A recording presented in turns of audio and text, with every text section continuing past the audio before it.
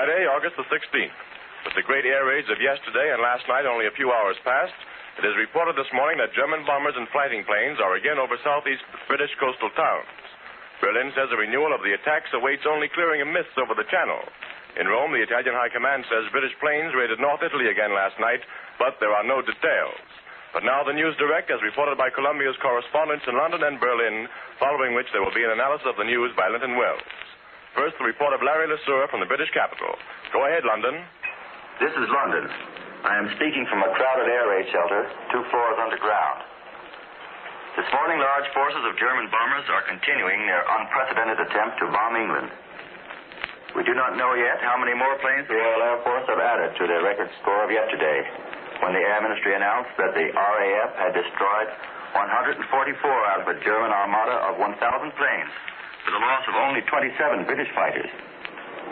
During last night, the Midlands area of England was heavily bombed. One raid lasted 3 hours. Naturally, there were casualties, as yet undetermined. 2 nurses were seriously hurt when a sanatorium in the Midlands was hit, but the 330 patients were taken safely to air raid shelters. Yesterday, the German Air Force launched 11 attacks along a 500-mile front. When the sirens sounded in London, I watched all traffic stop for a moment. Buses unloaded their passengers at air raid shelters. But before the all-clear signal sounded, the buses were running again, and people stood in little knots on street corners, watching the skies. Like almost every large city, London's airport was erected far out in the suburbs as a sort of afterthought. It takes a taxi about 20 minutes to get to Croydon from the center of London. Unlike airports in America, Croydon Field is a great expanse of lush green grass. It has no asphalt runway. I made the familiar trip to Croydon this morning, where in peacetime big transport planes skimmed off the gently rolling turf to Paris, about an hour away. But this morning the grass of Croydon was colored a dirty greenish white. Dust thrown up by German bombs dumped there last evening.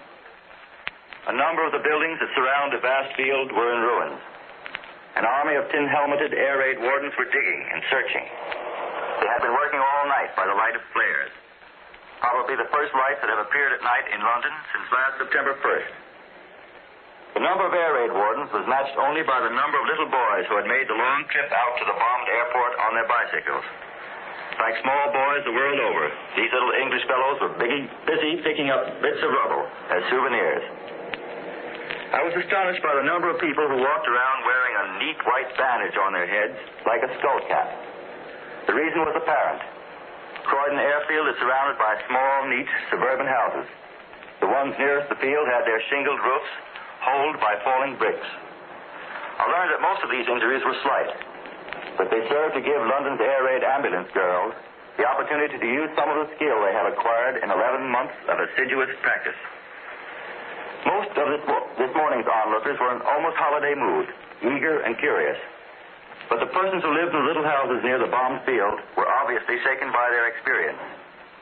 They were just recovering from that stunned expression you can see on the faces of people who have been in an auto crash. The results of the German raid were obviously not important so far as military objectives are concerned. It was more in the nature of a spectacular feat, probably intended to demonstrate that the air defenses of London can be penetrated at will. If this were the German object, they obviously succeeded. But if they figured to break the morale of the London populace, they have just as obviously failed. For even those people wearing the skull caps, the white bandages, managed to grin very often. Yesterday, they were obscure suburbanites. Today, they are heroes in the eyes of their neighbors. This is Larry LeSueur returning you to CBS in New York. That was Larry LeSueur reporting from London. And here are some late dispatches we have just received. Rome. The government denied today that the unidentified submarine which torpedoed the Greek mine layer Hela yesterday afternoon was Italian. Another dispatch from Rome. British planes, for the second time this week, early today roared over northern Italy, and the General Headquarters communique admitted that 2 persons were killed and 5 wounded in raids on Matete and Ogliate in the northern rural section of Italy. The communique, which said the British planes had crossed Switzerland en route to their Italian objectives, claimed that Italian anti-aircraft guns in the Turian area had shot down one British plane near Cresola de Alba. The crew was said to have consisted of 5 men, some of whom were killed while the remainder were captured. And now for news of the German capital and the report of Edwin Hartwich, we take you to Berlin. This is Berlin. The official German news agency reports that the weather conditions along the English Channel are bad this morning. So operations of the German Air Force today may be reduced in consequence. Last night, we are told that bombing raids of the Germans continued. This time, the objectives were the industrial centers in the Midlands and northeastern England. But at this moment, we have no further details. The roundup of yesterday's daylight operations has been given out by the German High Command. In the large-scale fighting, virtually over all of England, the Germans claim they shot down 98 British planes and destroyed 8 others on the ground. At the same time, the Germans say they lost only 29 planes. Also, the Germans say that 5 more balloons were knocked down in their attacks on the barrage at Dover yesterday. Then we are also presented with a summary for the last week, up to 8 p.m. last night. In that period, the German High Command states that 505 British planes were destroyed, while 129 German planes are considered lost. That is the accounting from the Berlin side of the fight. No doubt Mr. Merrill has something to tell you about the British accounts for the same period. However, as regards the British reports, the Volksher Beobachter sums up the official feelings here in its front page headline today as follows: "So they lie, so they will continue to lie." The German press and the High Command has given no indication that the air attacks on Britain and the results are not going according to schedule. For instance, the Bedford Mittag writes this morning, quote, "Our planes have conquered the superiority of the air over England. The British coastal fortifications have been crushed within a few days," end of quote. Then the paper accuses Winston Churchill of having multiplied the German losses by 40. And then, by adding up the resulting British figures, the German airplane losses would amount to 11,000 planes, this paper claims. Well, that's a little problem to try out in the adding machine these days, while waiting for more concrete news. This morning, the Berlin papers do not report that German planes bombed Croydon Airport outside of London. They report that London had its 5th air raid alarm since the start of the war, when German planes passed overhead, but no bombs were dropped, although the London anti-aircraft batteries went into action, we read. But the Berlin radio picks up and broadcasts an Associated Press story about the attack on Croydon, and that large columns of smoke were seen over the London airport. Incidentally, the official news agency this morning denies the English reports that the Germans used over 1,000 planes in the attacks on Britain yesterday. The Deutsches Nachrichtenbüro writes this morning that only 200 bombers and about 320 Messerschmitt fighter planes took part in the day-long air battle over Great Britain. Well, that is all we have to report on air activity this morning. The Deutsche Zeitung, the German paper for occupied Holland, reports that Joseph Simon, who is a German civil administrator for the tiny duchy of Luxembourg, has decreed that there is to be no longer, quote, a Grand Duchy of Luxembourg, unquote. The Constitution of Luxembourg is no longer valid, he states in his decree, because the government has fled. The oath of public officials to the former government is canceled out, and they are ordered to pledge their loyalty to the new German administration. Britain is watching with interest the Finnish crisis, which has developed with the resignation of Mr. Tanner, the Foreign Affairs Minister, Wilhelmstrasse said this morning.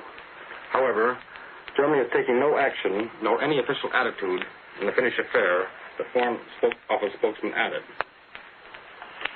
There was a story of a propaganda company reporter in one paper this morning that 6 unidentified Americans were picked up by a German naval vessel when a 9,700-ton Dutch ship was captured in the Atlantic Ocean while en route from Panama to England. The 6 Americans, including a missionary and his wife, were unloaded in France and taken to the French-Spanish border, where they were turned over to American consular officials, we are told. This is Edwin Hartwich, returning you now to Columbia in New York. That was Edwin Hartwich speaking to you from Berlin. Here in New York, Linton Wells is standing by with more news and his analysis of the news. Mr. Wells. From the looks of things, the British have demonstrated that not only can they take it on the chin, they can also dish it out. Although Edwin Hartridge said from Berlin that most German planes were grounded by mist today, our correspondent Larry Lasser told us from a British air raid shelter this morning that the Nazi Air Force is continuing yesterday's 16-hour attacks, while Britain remains undisturbed over the fact. More than 1,000 German warbirds strafed England, Scotland, and Wales for 16 continuous hours yesterday and at it again now, according to Mr. Lasser. While English fighter planes and anti-aircraft were and are taking their toll of Nazi war machines, the RAF was doing some blitzkrieging on its own account against German and Italian bases, showing that two can play at the same game. Most experts are still of the opinion that a fortnight's continuance of Nazi air operations will prove, one way or another, if Hitler's forces are capable of bringing Britain to her knees. As British planes reportedly continue their night raids on northern Italy, Rome grows more incensed at Switzerland. Although the Swiss are lodging a vigorous protest with Whitehall against RAF planes flying over the Alps on their way to Italy, the fascists are threatening drastic action against Switzerland on the grounds that the Swiss are in reality cooperating with the British. Coming on the heels of the Italian press campaign charging Switzerland with insulting Italy and Germany and urging Italian residents of Switzerland to defend themselves, it is not beyond the bounds of probability that the fascists are preparing for some sort of punitive action against Helvetia, as they are apparently against Greece. There has been no explanation so far of yesterday's mysterious submarining of a Greek mine layer off the island of Tinos and the subsequent torpedoing of a quay with considerable loss of life. But there are reports from Athens that Italian planes have attacked the Greek steamer Frinton off the island of Crete.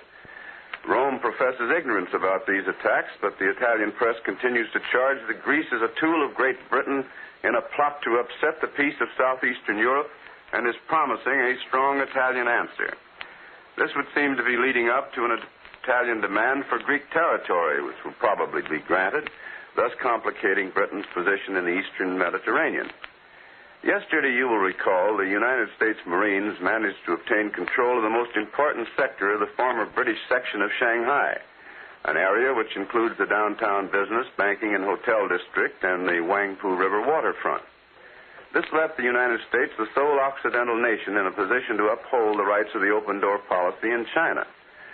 The Japanese made no effort to conceal their disgruntlement over the failure of their efforts to gain complete control of Shanghai's international settlement, and it was prophesied freely that Tokyo would reject the plan. This morning, it is reported from Shanghai that an official Japanese spokesman has made a summary demand upon American officials to turn over the newly allotted British sector to the Nipponese. To submit to these demands would be tantamount to complete surrender of all American and all Occidental rights in China, while Secretary of State Hull has said on more than one occasion must be respected and maintained. So the probability is that the Nipponese demands will be summarily rejected by Washington. But the Japanese are not people who understand the meaning of the word no. So the probability is that the American Marines in Shanghai are in for a warm time of it during the weeks to come. How far the Japanese militarists will go remains to be seen. But heretofore they have shown little respect for any foreign power's rights except those of the United States to a mild degree. Now that they are in a position for a real showdown with America, it is too much to expect that caution will characterize their dealing with the situation. If simple pinpricking and vocal protests were likely to be the extent of Japanese pressure, there would be no cause for concern. But the Nipponese are extremists in all things, and apparently they have gone too far to back down. So it would be wise to keep one vigilant eye on Shanghai and the other on Washington and Tokyo. And in Siam, judging by reports from Tokyo, the Japanese are fostering a Siamese move to obtain restoration of territory from French Indochina. 5 Siamese divisions were said to be concentrating along the French Indochina border and threatening invasion. With this report and analysis of the news by Linton Wells, CBS correspondents in London, Berlin, and New York have brought you the latest reports on the current European situation. Tony Marvin speaking. This is the Columbia Broadcasting System.